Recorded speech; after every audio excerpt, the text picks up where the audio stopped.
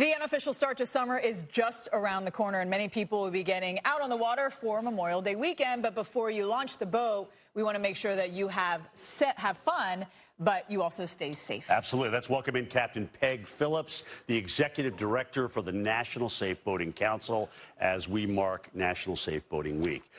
Peg, thanks for talking to us this morning.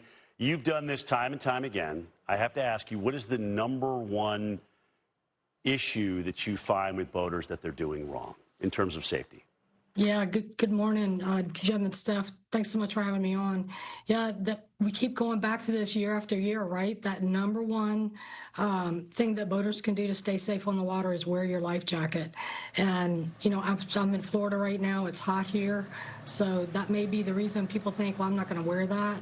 But there are so many different options now, an inflatable life jacket, a belt pack, for example.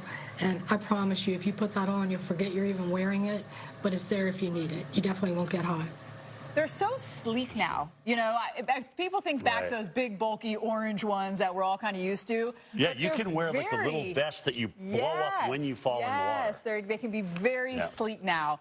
Let's talk about lightning. Major concern for boaters while on the water. What should you do if you get caught in a pop-up thunderstorm, or you can actually see one in the distance? You turn around and go back to shore? Yeah, bolt from the blue. Yeah, exactly. Yeah, so, you know, the thing about lightning is it's obviously very dangerous for a boater. And here's the thing that I tell boaters, there's several steps to this. You want to make sure that you're checking that weather as you're preparing your day for the water. The second thing, really important, is heed that warning.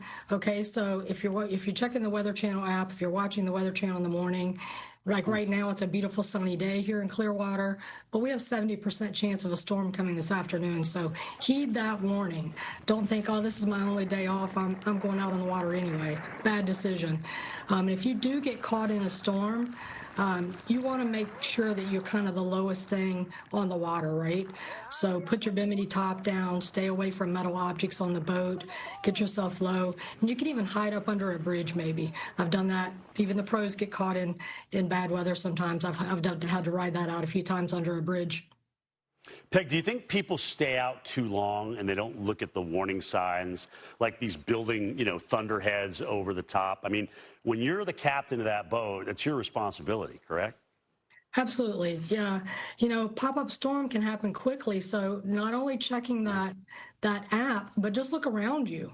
If you see some dark clouds starting to develop, it's time to head back in, because once you start hearing the thunder, it's probably too late.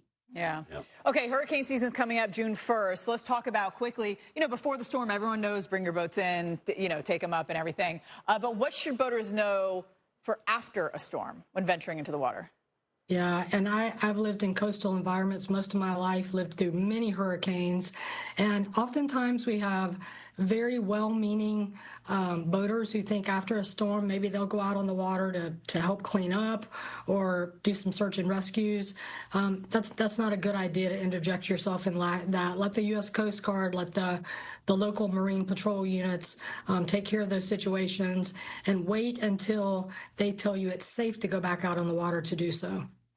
They got to clear that waterway there's first. A lot, yeah. You know, whether this applies to the ocean or as well as the lake, follow these rules. Captain Peg Phillips, Executive Director for the National Safe Boating Council, thank you for all this life-saving.